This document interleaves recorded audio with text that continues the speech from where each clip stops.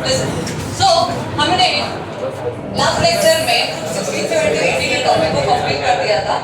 Listen, आज हम लोग स्टार्ट करने वाले introduction to polymer chemistry. Okay, सब कुछ बंद होना चाहिए बेटा, कोई भी नोटबुक टेक्स्ट बुक सब बंद रखना, ठीक है। मैं बोलूंगी जिधर पे इंपॉर्टेंट रहेगा I will tell you too right, ठीक है। और प्लीज टाइम पे आएगा।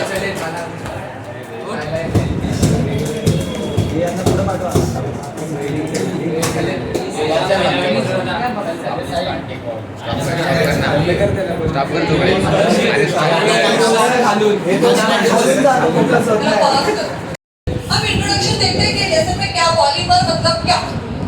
पॉली मतलब मेनी, मस मतलब क्या होता है, इट इज अ पार्ट और वी कैन से यूनिट, ठीक है। मेनी यूनिट से बना हुआ पॉलीमर। सुनो देखो क्या बोला है। The word polymer is derived from Greek word poly which means many and mer means part, or we can call it as unit. So basically polymers are complex high molecular mass molecule. What are polymer बोला तो क्या बोलोगे, it is a high molecular mass molecule, मतलब बड़े बड़े molecules होते हैं जिसका molecular mass ज्यादा होता है। प्लीज कुछ भी मत देखो बेटा, पूरा ध्यान यहाँ पे देना। हाँ, टेक्स्ट बुक नोटबुक सब बंद रखना, बाद में देखना।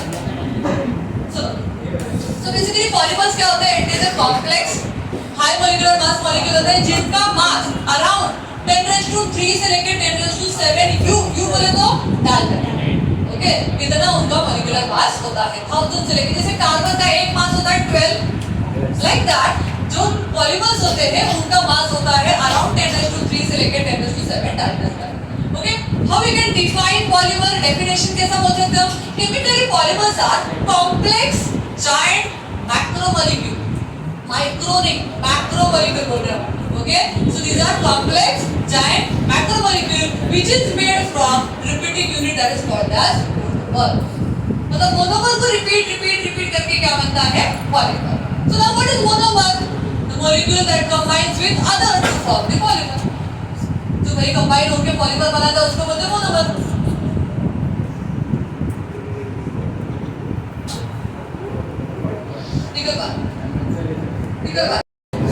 डेफिनेशन क्या बोल सकते हैं हम लोग? केमिकली पॉलीमर्स क्या होता है, it is a complex giant micromolecule which is made up of simple unit that is called as monomer, ठीक है।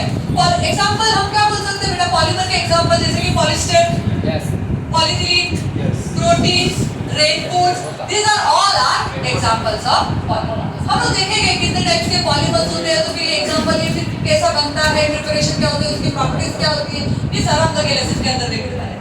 Now inorganic polymers, basically inorganic polymers क्या होते हैं बेटा, polyphosphates, polyphosphazenes, polysiloxanes etcetera. And the organic polymer जैसे कि polythene, nylon, Teflon, these are organic polymer. So दो type के पॉलीमर हमने देखा यहाँ पे, इनऑर्गेनिक पॉलीमर और organic. In this chapter we will study types of preparation, application and man-made organic polymer के बारे में देखने वाले हैं। ये लेसन में हम लोग किसके बारे में देखने वाले हैं, ऑर्गेनिक पॉलीमर के बारे में। देखो बेटा, अब जैसे कि यहाँ पे दिखा है मोनोमर एक सिंपल यूनिट है बेटा, सिंगल, और ऐसे मेनी मोनोमर एक साथ आके बनेगा पॉलीमर। जैसे कि ये मोनोमर है, मोनोमर एक साथ आके बन गया उसका polymer, okay. Now the next, how we can classify the polymer. तो ये बहुत इंपॉर्टेंट क्वेश्चन पूछते हैं, write a note on classification of polymer. So कौन से क्या बेसिस पे हम इसको क्लासिफाई कर सकते हैं? तो पहला on the basis of source of origin, तो भाई ये कहां से मिलता है, कहां से पाया, okay. So depending upon that we can say that natural polymer, synthetic, semi synthetic. Natural के अंदर again there are two kinds, एक तो हो सकता है प्लांट पॉलीमर, एक हो सकता है एनिमल, मतलब प्लांट ओरिजिन से, और एक हो सकता है एनिमल ओरिजिन, ठीक है। सो नेचुरल पॉलीमर के अंदर plant polymer and we can get animal, जैसे कि cotton, jute, these are plant polymer। Animal polymer के अंदर क्या आ सकता है, सिल्क वॉर्म होता है, ओके, वो जो कीड़ा होता है उससे सिल्क फॉर्म किया जाता है एनिमल से, और wool. So these are animal polymer, these are natural polymer। Synthetic जो मैन मेड है, nylon, terylene, bakelites etcetera. Semi synthetic polymer में क्या आ रहा है बेटा, rayon, cupra, ammonium, silk, these are semi synthetic, okay, synthetic and semi synthetic kind of, मतलब depending upon the basis of source or origin। तो पहला क्लासिफिकेशन देखा हमने बेस्ड ऑन ओरिजिन। क्या बोला आपने? Natural, synthetic, semi synthetic. Natural के अंदर plant and animals now the next is natural polymer के बारे में देखते हैं। Polymer which are obtained from natural source, that is plants and animals, these are called as natural polymer. Polymer, plant polymer, they are obtained from plant. Example, cotton, which is obtained from cotton plants. Next, linen from flax plant. Natural rubber, that is manufactured by the latex obtained from the bark of the rubber tree. जो rubber tree का जो ये latex मिलता है उसमें से बनाते हैं हम लोग natural rubber. Next is jute from jute plant, etc. So these are plant polymer. These are the examples of plant. Now the animal polymer, which is derived from animal sources. जैसे कि silk obtained from silkworm. Next is wool obtained from hairs of sheep. These are synthetic क्या होता है बेटा? These are man-made polymer are prepared by polymerization of one monomer or co-polymerization of two or more monomers. Monomer को क्या किया हमने? उसका polymerization किया और बनाते हैं हम लोग synthetic polymer. These are divided into three subtypes: fibers, synthetic rubber and plastic. कितने टाइप के बेटा synthetic polymer में? Fibers, synthetic rubber and plastic. Example we can take nylon, terylene, bakelite. So these are better synthetic polymer. Now what is semi-synthetic? These are natural polymer whose properties are modified by some chemical treatment. Actually में natural polymer होते हैं पर उसकी कुछ property हम modify करते हैं. Also called as regenerated fibers. इसे क्या बोलते हैं हम? Regenerated fibers. Example we can take cellulose acetate, viscose rayon, cellulose nitrate, cupra-ammonium rayon. They are used in the preparation of non-inflammable photographic film, cinema films and varnish. इस सारे case में बेटा ये टाइप के सेमी सिंथेटिक पॉलीमर का use किया जाता है. ओके, तो हमने यहाँ पे फर्स्ट देखा किसके बेस पे हमने ये क्लासिफिकेशन किया था? सोर्स और ओरिजिन. क्या देखा हमने? डिपेंडिंग अपॉन द सोर्स और ओरिजिन. तो हमने ये तीन टाइप के अंदर क्लासिफाई किया: natural polymer, synthetic polymer and semi. Now next, depending upon the structure, वो पॉलीमर का स्ट्रक्चर कैसा है. सो लीनियर स्ट्रेट चेन पॉलीमर, अगर उसका स्ट्रेट चेन रहेगा उसका स्ट्रक्चर कैसा रहेगा? नॉर्मल स्ट्रेट चेन जैसा रहेगा तो उसको बोलेंगे लीनियर स्ट्रेट चेन. अगर ब्रांच चेन पॉलीमर रहेगा तो ब्रांच चेन पॉलीमर के अंदर डालेंगे. एंड क्रॉस लिंक पॉलीमर, मतलब देखो जैसे कि ये स्ट्रेट चेन होगा, यहाँ से भी लिंक है और यहाँ से भी लिंक है, that is called cross link polymer. ठीक है, example we can take bakelite, melamine etcetera. This are cross link polymer. Branch chain के अंदर आता है लो डेंसिटी पॉलीथीन, पॉलीप्रोपाइलीन. हम लोग इसके स्ट्रक्चर बाद में देखते हैं. नेक्स्ट इज जैसे स्ट्रेट चेन पॉलीमर में आता है PVC and high density polythene. Polythene में दो टाइप आते हैं, लो density polythene, high density polythene. So high density polythene comes under natural, that is linear वाला, नॉर्मल स्ट्रेट चेन वाला पॉलीमर में आता है. और लो डेंसिटी पॉलीथीन ब्रांच चेन. इसके बारे में डिटेल अपने को आगे लेसन में है. उसकी प्रॉपर्टीज क्या है, उसका प्रिपरेशन क्या है, उसका यूज कहां पे होता है, that points we are going to study. ठीक है, सो सेकंड हमने देखा, फर्स्ट हमने देखा था depending upon the source of origin. Second on the basis of structure. कितने टाइप है? तीन: linear, straight chain, branch chain and cross link. देखो linear straight chain polymer, when monomer link with each other to form a long straight chain, then these are known as linear polymer. Yes. They are obtained from bifunctional monomer or alkene. Basically इसके अंदर alkene, जैसे alkene double bond होता है बेटा. Yes. और वो भी क्या होगा? रिपीट होके क्या बनेगा? polyethylene. Okay? क्या लगा बेटा? तू मच्छर को काट रहा है. See, example we can take PVC. Next is high density polymer, polyester. So these are, we can say that example of linear straight chain polymer. Now the next is branch chain polymer. इसके अंदर क्या रहेगा बेटा? Straight chain में क्या रहेगा? Branch attach रहेगा. ये रहेगा. Why is it in the ठीक है. So monomer having three functional group or already having side chain, that is branch chain polymer. These are known as branch chain polymer. जैसे कि नॉर्मल ये straight chain था, देखो ये इसमें branch आ गया बेटा, तो इसको बोलेंगे ब्रांच. एग्जांपल लो density polythene, polypropylene, starch, glycogen etcetera. Cross link polymer के अंदर जैसे देखो ये क्रॉस लिंक है, Polymer in which the cross-links are produced within the linear chain. Example, we can take bakelite, melamine, ethylene, acetate. So these are the cross-linked polymer. So हमने दो देखा बेटा, two type का classification देखा. पहला basis of source और origin. Second on the basis of structure. दो type clear. आपको question में ऐसे ही पूछता है. Write a note on classification of polymer on the basis of structure. तो ये 3 point. 3 बात. That's it. इतना सिंपल है. एग्जाम्पल एक दो लिख देगा बस खत्म. और क्या होता है वो? Next. On the basis of mode of polymerization. अब भाई इसका polymerization होता कैसे? Mode of polymerization. Polymerization is the fundamental process by which low molecular mass material है, उसमें high temperature, pressure या catalyst डाला और उसका बना दिया high molecular mass. एक पहले लो मोलिकुलर मास कम वजन वाला है, कम मोलिकुलर मास वाला है, तो उसमें हमने टेम्परेचर यूज किया, प्रेशर यूज किया, कैटलिस्ट यूज किया और उसको कन्वर्ट किया high molecular mass. So this is known as polymerization. Polymer form कर रहे हो तो पॉलीमर फॉर्म होता है, उसी को बोलते हैं polymerisation.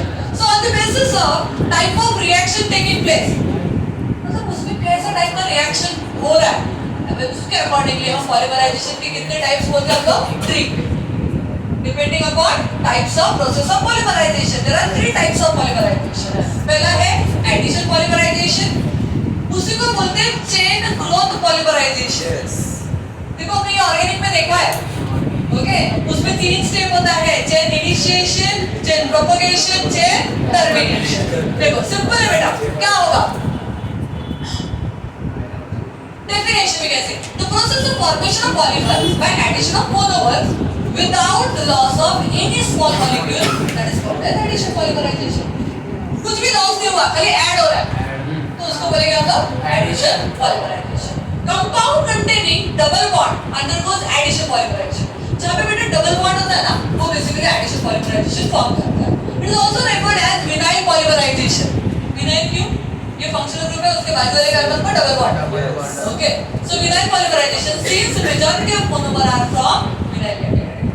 These are known as vinyl chloride, vinyl cyanide. So ये basically क्या करते हैं बेटा? Addition polymerization form करते हैं. Okay, example. Addition polymerization are formation of polyethylene from ethylene, from Teflon बना देना है, किससे बनाना है? From tetrafluoroethylene.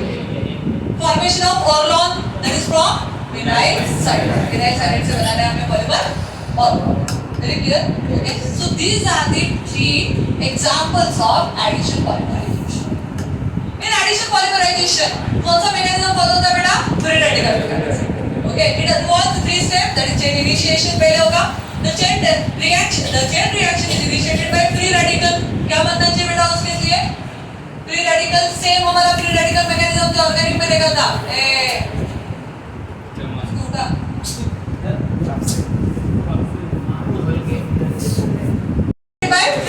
formation. पहले क्या होगा? फ्री रेडिकल फॉर्म होगा. इनिशिएटर में भी बेंजोइल पेरोक्साइड, एसिटाइल पेरोक्साइड और टॉरब्यूटाइल पेरोक्साइड. These are initiator बोलते बेटा. इससे क्या बनता है? रेडिकल फॉर्म होता है. क्या बनाते हैं? रेडिकल बनाते हैं. Initiator are used to produce free radical. For example, acetyl peroxide will generate methyl free radical as shown this reaction. जैसे हमने ये एसिटाइल पेरोक्साइड लिया, इसने क्या प्रोड्यूस किया बेटा? मिथाइल का रेडिकल लिया. तो पहला स्टेप होता है हमारा चेन इनिशिएशन. उसके अंदर हम लोग क्या फॉर्म करते हैं? Free radical. क्या बनाते हैं? Free radical. Next step, see the free radical that is R so form attach itself to olefin, that is vinyl polymer. जो भी बेटा फ्री रेडिकल है वो विनाइल पॉलीमर पे अटैक करेगा और आपको मिलेगा न्यू रेडिकल. सेम. ओके. अब चेन प्रोपगेशन ऐसे ऐड होते जाएगा, प्रोपगेट होते जाएगा, फिर बहुत सारे ऐड हो सकते हैं. देखो the new radical form in the initiation step reacts with another molecule of vinyl polymer और फिर क्या फॉर्म करेगा? वो बिगर साइज फ्री रेडिकल और उससे बड़ा वाला साइज वाला फ्री रेडिकल बना दिया उसने, which in turn react with another monomer molecule और फिर क्या करेगा? ये रिपीटेशन सीक्वेंस होते रहेगा रैपिडली और उसी को बोलेंगे चेन प्रोपगेशन. उसी को क्या बोलेंगे? Chain propagation.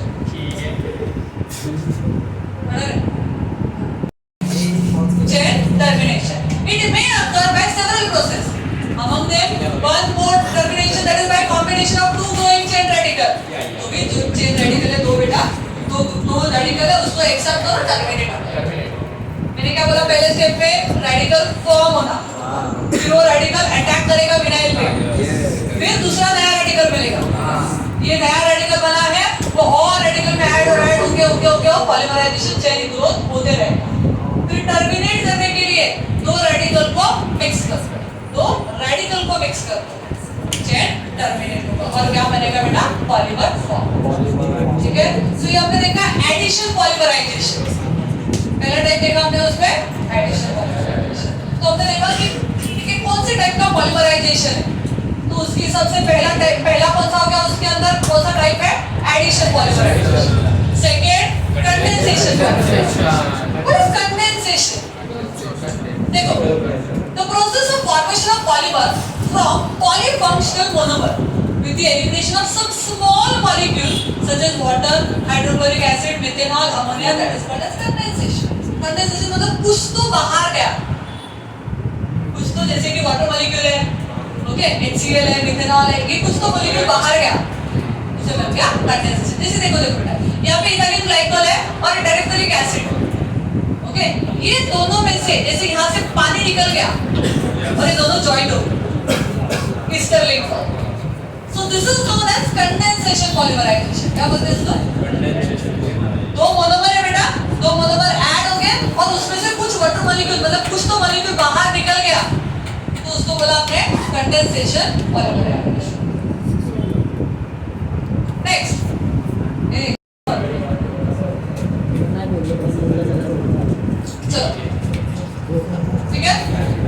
कंडेंसेशन पॉलीमराइजेशन समझा बेटा, दो अलग-अलग मोनोमर है, ऐड होगा और कुछ मॉलिक्यूल बाहर निकल के दोनों का एडिशन देगा, मतलब क्या करेगा उसमें से वाटर मॉलिक्यूल बाहर निकल रहा है, तो इसको बोला हमने कंडेंसेशन।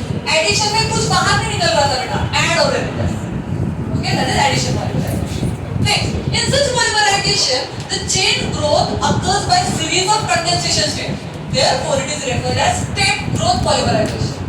याद रखना बेटा, इसमें इसको क्या बोलते हैं हम लोग? स्टेप ग्रोथ पॉलीमराइजेशन, इसी को बोला जाता है स्टेप ग्रोथ पॉलीमराइजेशन। ठीक है, नेक्स्ट देखो पहला टाइप था कौन सा पॉलीमराइजेशन? Addition polymerization. कौन सा टाइप था? Addition. Second condensation polymerization. Second condensation. वापस आते क्लासिफिकेशन स्टार्ट किया हमने depending upon the source of origin. कितने टाइप है? तीन, natural, synthetic, next depending upon structure. कितने टाइप है? तीन, पहला linear, branch and cross link. Linear, branch and cross link. ठीक है, फिर हमने स्टार्ट किया on the process, polymerization process पे depending, addition polymerization, condensation polymerization. Addition polymerization कौन सा मैकेनिज्म फॉलो करता है? उसमें कितने स्टेप्स होते हैं? Chain initiation, propagation, termination. Very clear, okay. दो टाइप देखा हमने यहाँ पे, that is addition polymerization, condensation polymerization. Now the third is ring opening polymerization. Third क्या बेटा? Ring opening. Cyclic compounds like lactams, cyclic ether, lactones, etc. polymerize by ring opening polymerization। देखो ये बेटा मेरा cyclic compound है, ये open हो रहा है, ये cyclic chain क्या हो रहा है? ओपन हो रहा है और ऐसे हमें एक straight chain polymer फॉर्म कर रहा है, इसको बोलते हैं हम ring opening polymerization। क्या बोलते हैं हम इसे? ring opening polymerization। Example polymerization of E-caprolactam। क्या पढ़ते हैं इसको? E-caprolactam। इसका जो पॉलीमराइजेशन प्रोसेस है बेटा, ये इसका एकदम पॉलीमराइजेशन है रिंग ओपनिंग पॉलीमराइजेशन। तीन टाइप खत्म हो गए, that is addition polymerization, condensation and ring opening. ठीक है, चलो ये तीन टाइप पहले नोट करेंगे, फिर आगे करेंगे। चलो राइट अप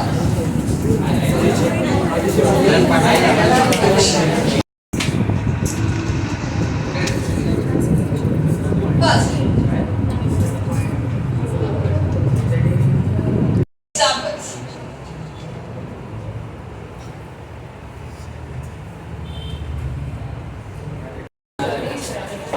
स्ट्रक्चर ऐसे लिख के रखना,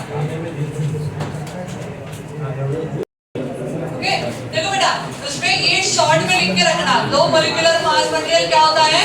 हाई टेम्परेचर और प्रेशर और कैटालिस्ट यूज करके हाई मॉलिक्यूलर मास प्रोड्यूस करता है।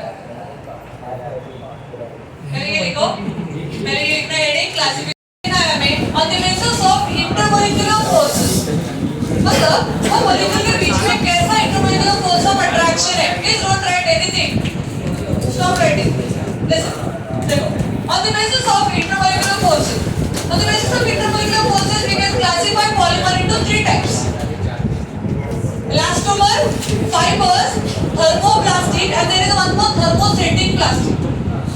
Okay, thermoplastic and thermostatic plastic. Okay, elastomer, they have weak intermolecular force of attraction between polymer chain which permit to stretch. जो काम करता है स्ट्रेच को परमिट करता है, ओके, तो उसको बोला जाता है इलास्टोमर। इनके अंदर वीक इंटरमॉलिक्यूलर फोर्स है। कैसा मॉलिक्यूलर फोर्स है? Weak intermolecular. और few cross-link between chains help the stretch polymer to retract to its original position on removal of applied force। बराबर पता है हमें, हम स्ट्रेच करते हैं, फोर्स अप्लाई करते हैं, वापस छोड़ देने के बाद वापस अपने ओरिजिनल पोजीशन में चला जाता है। ठीक है, सो एग्जांपल नियोप्रीन। देखो ऐसे कौन से पॉलीमर है बेटा जो इलास्टोमर के अंदर आते हैं? प्लीज ध्यान दो, लास्ट पेज। इलास्टोमर के अंदर कौन से पॉलीमर आते हैं बेटा? नियोप्रीन, वल्कनाइज्ड रबर, बुना एस रबर। ठीक है, धीरे-धीरे समझेगा हमें, ओके। ये सारे पॉलीमर के नाम है बेटा। नियोप्रीन, वल्कनाइज्ड रबर, बुना S rubber, these are elastomer। जिसके अंदर बेटा कैसा इंटरमॉलिक्यूलर फोर्स ऑफ अट्रैक्शन है? वीक। नेक्स्ट फाइबर्स, सुनो, polymeric solids which forms thread, these are called as fiber। जो थ्रेड फॉर्म करता है उसे क्या बोलते हैं? Fibre. These are the polymers in which the chains are held by intermolecular force like hydrogen bonding, strong dipole threads। इसमें होता है वीक इंटरमॉलिक्यूलर फोर्सेस। इसके अंदर कौन सा फोर्स होता है बेटा? एक तो हाइड्रोजन बॉन्डिंग होती है, जैसे कि हाइड्रोजन बॉन्डिंग रहेगा and strong dipole force present होगा। ये किस पे रहेगा बेटा? फाइबर्स के अंदर। ओके, example we can take nylon, terylene और ग्राउंड। ये बेटा क्या है? Examples of fibres. These are all are polymer. Next is thermoplastic. Thermoplastic polymer क्या होता है बेटा? They have weak attractive force between the chains and can be broken by warming. मतलब उसको अगर गर्म करोगे तो वो ब्रेक हो सकता है। They are called thermoplastic because on heating they become soft and on cooling they become hard।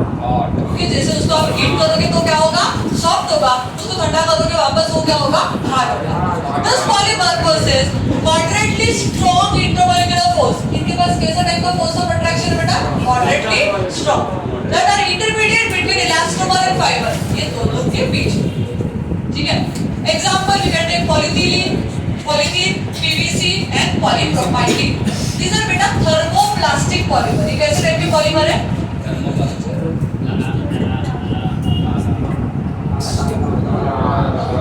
Next is thermostatic polymer। देखो, फोर्स मैंने बोला आपको लास्ट इसमें क्या बोला था मैंने आपको?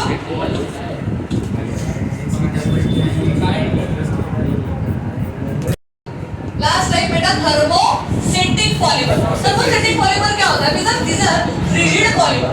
This polymer possess cross link और high branching। इसके अंदर high branching होता है, cross link form करता है। On heating they undergoes heavy cross linking and become hard। They cannot reuse। Okay, मतलब बेसिकली इसको रीशेप नहीं कर सकते हम लोग। जैसे थर्मोप्लास्टिक में हीट करने के बाद उसको वापस रीशेप कर सकते हैं, बट थर्मोस्टेटिक प्लास्टिक को वापस रीशेप नहीं कर सकते। एग्जांपल इसके अंदर आता है bakelite, urea formaldehyde resins. So these are बेटा thermostatic polymer. Extensive cross linking दिखाता है, स्ट्रॉन्ग कोवेलेंट बॉन्ड दिखाता है एक दूसरे में। ठीक है, and can not, this polymer can not change, can not be easily broken. Polymer gives shapes on heating. Okay, मतलब अगर उसको हीट करेंगे तो भी उसका एज इट इज शेप है। ठीक है, तो ये याद रखना थर्मोस्टेट क्या होता है। तो हमने देखा 4 टाइप देखे इसके अंदर। कौन सा पहला टाइप देखा? Elastomer, second fibres, third thermoplastic, thermostatic. Okay, 4 type के पॉलीमर देखे होंगे। पहला elastomer, second fibre, next thermoplastic, next thermostatic. Thermosetting polymer. Very clear. ये दोनों का डिफरेंस समझा आपको, थर्मोप्लास्टिक और थर्मोसेटिक। जो कि थर्मोप्लास्टिक के अंदर हम हीट करने के बाद उसको रीशेप कर सकते हैं, इसको हीट करने के बाद कुछ भी नहीं इफेक्ट होता है, तो बेसिकली वैसे का वैसे ही रहता है। उसमें Bakelite, urea, formaldehyde, resin type के पॉलीमर जो which comes under thermosetting polymer.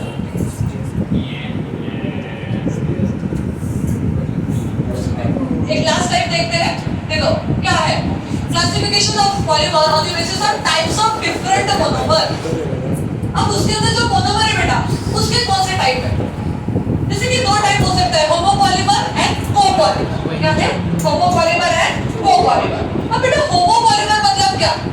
The polymer which have only one type of repeating, मतलब सेम मोनोमर है, same monomer repeat monomer same हो गया और रिपीट होके बन गया polymer, that is homo same. Copolymer दो अलग-अलग मोनोमर है, जैसे हमने कंडेंसेशन पॉलीमराइजेशन में देखा था, दोनों अलग थे मोनोमर, ऐड हो रहे थे, उसमें से कुछ मॉलिक्यूल निकल रहा था और नया बन रहा था। मैं कब से तुम लोग को ऑब्जर्व कर रहा हूं, stand up. That are called as homopolymer. So copolymer क्या रहेगा? The polymer which have two or more types of repeating unit, that is called as copolymer. जैसे usually they are formed from single monomer, एक ही single monomer से बना जाता है। In some cases repeating unit is formed by condensation of two distinct monomer. Example polythene, polypropylene, polyacrylamide nitrile, nylon 6। इसके बारे में हम लोग आगे देखने वाले हैं। इनका स्ट्रक्चर कैसा होता है, इनकी प्रॉपर्टीज क्या होती है। कोपॉलीमर बेसिकली क्या होता है? The polymer which have two or more types of repeating unit, that is called as copolymer. और हम लोग क्या बोलेंगे, they are also called as heteropolymer. Homo same, hetero different. Example Buna S, Buna N, ABS plastic, that is acrylonitrile, butadiene and style. ये सारे polymer के नाम है बेटा, प्लास्टिक का नाम है। Okay, so these are on the basis of different monomer, types of different monomer, homopolymer, copolymer. पहला हमने क्लासिफिकेशन देखा on the basis of source और ओरिजिन। कितने टाइप? तीन। पहला natural, synthetic, semi synthetic. Second structure, कितने टाइप है? Linear, on the basis of fluoropolymerization, कितने टाइप है? First addition polymerization, fourth type देखा हमने, डिपेंडिंग अपॉन इंटरमोलिकुलर फोर्स। कितने टाइप है उसके अंदर? First elastomer, fibre, thermoplastic, thermosetting polymer. Fifth देखा हमने, depending upon different types of monomer. तो उसके अंदर कितने टाइप देखे? दो, होमोपॉलीमर, कोपॉलीमर। Very clear. चलिए दो नोट करके रखते हैं। राइट नाउ फोर्थ लिख रहे हैं हम लोग, फोर्थ नंबर डाला on the basis of classification का लास्ट टाइम। सुनो, on the basis of biodegradability. Most of the synthetic polymers are not affected by microbes. बहुत सारे synthetic polymer हैं जिसके microbes के वजह से उसपे कुछ इफेक्ट नहीं है। These are called as non-biodegradable. They stay in the environment for long time and this causes pollution. बहुत टाइम तक वैसे ही रहेगा environment में और फिर pollution करेगा। While natural fiber, in contrast, they are called as biodegradable. So easily degrade हो सकते हैं। Biodegradable polymer is a polymer that can be degraded by microorganisms like bacteria, fungi, जो क्या कर सकते हैं, बैक्टीरिया, फंगाई क्या कर सकते हैं, उसे डिग्रेड कर सकते हैं, उसे बोलते हैं biodegradable. So depending upon biodegradability, there are two types, non-biodegradable and biodegradable. ठीक है? Example we can take biodegradable में PHBV, Dextron, acid, nylon 2, nylon 6। PHBV के बारे में हम लोग बाद में देखेंगे। Okay? Hence, to avoid the environment problem, biodegradable polymer are synthesized. Okay? So याद रखना बेटा, on the basis of biodegradability, how many types of polymer are there? Two. Biodegradable polymer, non-biodegradable polymer. What are biodegradable? The natural polymer, natural fibers are biodegradable. Basically, the polymer which can degraded by microorganisms.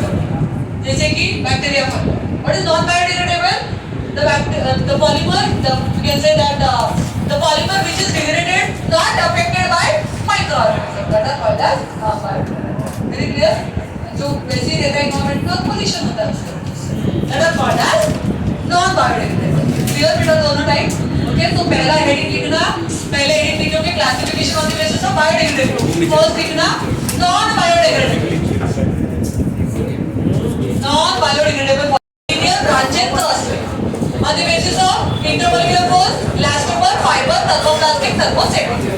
On the basis of mode of polymerization, addition, condensation, regrowth. Number of monomer में homopolymer, copolymer. और biodegradability, biodegradable, non-biodegradable. ठीक है? So यहाँ तक हमने दो topic खत्म किया, that is introduction and classification of polymer. ठीक है? दो टॉपिक खत्म हो गया हमारा. अब थर्ड टॉपिक है हमारा कुछ इंपॉर्टेंट पॉलीमर्स के बारे में हमें स्टडी करना है. जैसे मैंने बोला कि ये पॉलीमर को आगे जाके देखेंगे, मैंने बोला पॉलीथीन है उसको आगे जाके देखेंगे, उसकी प्रॉपर्टीज क्या है, उसका प्रिपरेशन क्या है, उसका मोनोमर कौन सा यूज होता है उसके अंदर, उसका यूज कहाँ पे है. ओके, सो ऐसी इंफॉर्मेशन हम कुछ इंपॉर्टेंट पॉलीमर के बारे में ये थर्ड टॉपिक के अंदर देखने वाले हैं. ठीक है, सो फर्स्ट टॉपिक था बेटा इंट्रोडक्शन.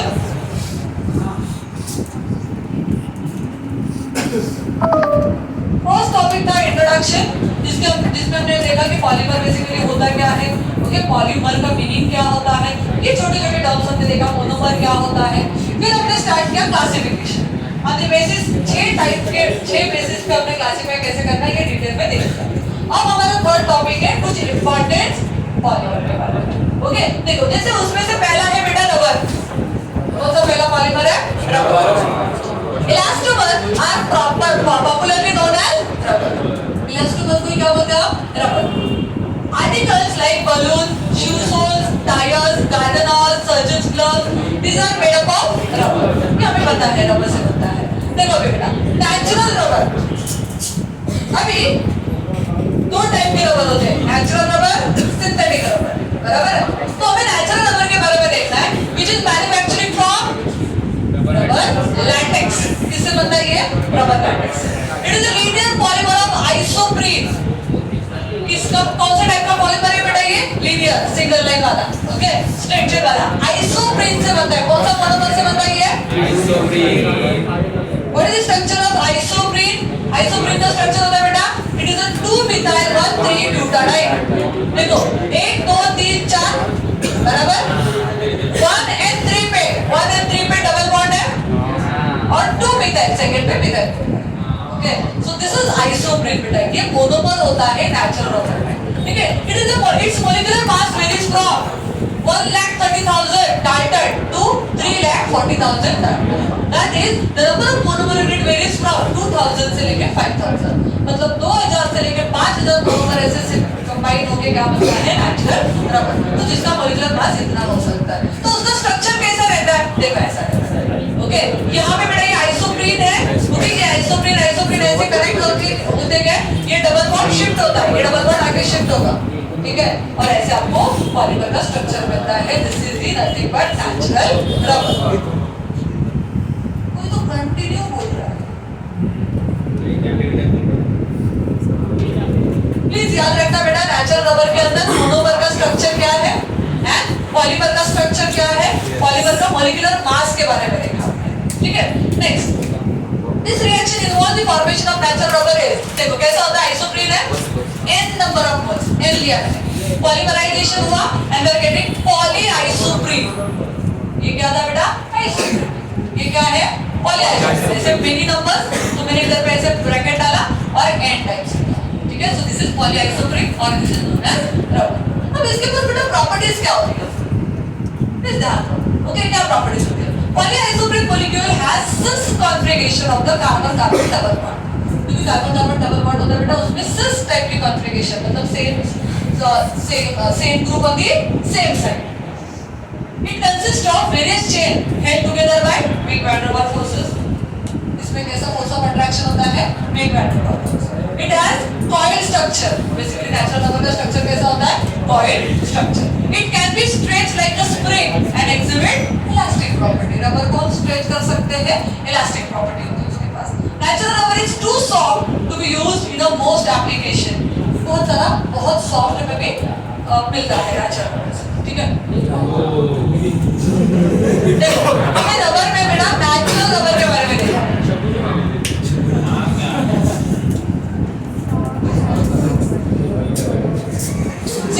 आपको बेटा हेडिंग डालना है सब इम्पोर्टेंट पॉलीमर, सब इम्पोर्टेंट पॉलीमर, सब इम्पोर्टेंट पॉलीमर। उसमें फर्स्ट लिखना बेटा rubber. Next topic is vulcanization of rubber. कोई भी अगर यहाँ पे पिक्चर देके कुछ कमेंट किया तो बाहर निकलेगा। वल्कनाइजेशन ऑफ रबर, बेटा देखो नेचुरल रबर जो होता है वो कैसा होता है, सॉफ्ट होता है, स्टिकी होता है, has high water absorption property. ये जो रबर होता है वो वाटर कंटेंट ज्यादा एब्जॉर्ब कर लेता है, वाटर एब्जॉर्ब कर लेता है। हैज लेस टेंसाइल स्ट्रेंथ, उसके पास टेंसाइल स्ट्रेंथ क्या होता है, कम होता है। तो ये सारी प्रॉपर्टी को इंप्रूव करने के लिए हम क्या करते हैं, रबर का वल्कनाइजेशन करते हैं। वल्कनाइजेशन क्यों किया जाता है, जो नेचुरल रबर की प्रॉपर्टी है बेटा उसको एनहांस करने के लिए, उसको इंप्रूव करने के लिए। देखो in order to improve the physical properties of natural rubber the process of vulcanization is carried out. अब ये वल्कनाइजेशन प्रोसेस किसने फाइंड आउट किया, the Charles Goodyear the discover the process of vulcanization. इतना समझा मैं। देखो नेचुरल रबर में क्या प्रॉपर्टीज होती है ये हमने देखा, उस प्रॉपर्टीज को इंप्रूव करने के लिए हमने क्या किया, उसका वल्कनाइजेशन ऑफ रबर किया। What is vulcanization? The process by which the network of cross link is introduced into the elastomers that is called as vulcanization. Basically क्या है, देखो क्या बोला इलेक्ट्रोमर्स लिखा वहाँ पे, elastomers मतलब बेसिकली क्या होता है बेटा, जो भी हमारा रबर है वो स्ट्रक्चर में हमें क्या करना है, network of cross link banana, cross link network form करना है। देखो हमने क्रॉस लिंक पॉलीमर देखा था, ये लीनियर पॉलीमर होता है, बीच में इधर पे ऐसा क्रॉस लिंक बनता है। यस देखो हमने देखा था कैसे था, ये पहले अपना हमारा लीनियर पॉलीमर था, बराबर, ये लीनियर पॉलीमर है और बीच में इनके बीच में ऐसा क्या होगा, लिंक फॉर्म होगा, तो इसको बोलते हैं हम क्रॉस लिंक। इंट्रोड्यूस करना अपने नॉर्मल वाले इलास्टोमर में, तो उसे बोला जाता है बेटा वल्कनाइजेशन ऑफ रबर। तो बेसिकली क्या किया जाता है, sulphur vulcanization is most frequently used process. Basically क्या ऐड करते हैं, सल्फर का एडिशन किया जाता है, sulphur powder. Sulphur form cross link between the polyisoprene chain which results in the improved properties of natural rubber. और जो क्या करता है, जो नेचुरल रबर की ये सारी प्रॉपर्टीज है उसको इंप्रूव करता है, एनहांस करता है और उसे हमें क्या मिलता है, वल्कनाइजेशन, वल्कनाइज्ड रबर। क्या बोलते हैं उसे, वल्कनाइज्ड रबर। क्यों किया ये समझा, क्यों किया हमने, क्योंकि नेचुरल रबर की प्रॉपर्टीज को एनहांस करने के लिए, इंप्रूव करने के लिए, ठीक है। तो हमने क्या किया बेटा, उसमें हमने क्या फॉर्म किया, क्रॉस लिंक स्ट्रक्चर फॉर्म किया, मतलब जो भी लीनियर स्ट्रक्चर था हमारा उसमें क्या किया हमने, क्रॉस लिंक फॉर्म किया। तो बेसिकली हमने किसका वल्कनाइजेशन किया, सल्फर, सल्फर ऐड करके क्या ऐड किया हमने, सल्फर वल्कनाइजेशन। वेरी क्लियर इधर पर, vulcanization of rubber clear, right down vulcanization of rubber, बराबर है। सो हमने रबर के बारे में समझा, नेचुरल रबर के बारे में। अब हमें नेक्स्ट इंपॉर्टेंट कंपाउंड देखना है, दैट इज पॉलीथीन। किसके बारे में देखना है, पॉलीथीन, जो हम लोग डेली यूज में यूज करते हैं, दैट इज पॉलीथीन। सुनो बेटा, पॉलीथीन के अंदर there are two types of polythene, high density polythene, low density polythene. Please ध्यान दो, अगर आपका खत्म हो गया then I will start.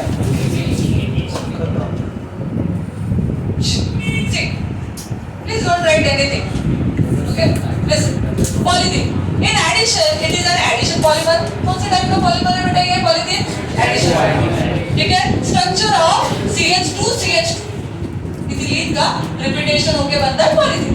Polyethylene has IUPAC name polyethylene. Okay? इसका IUPAC name होता है polyethylene. Polyethylene has two kinds. Low density polyethylene and high density. LDP, HDP. याद रखना ना, प्लीज डोंट राइट एनीथिंग।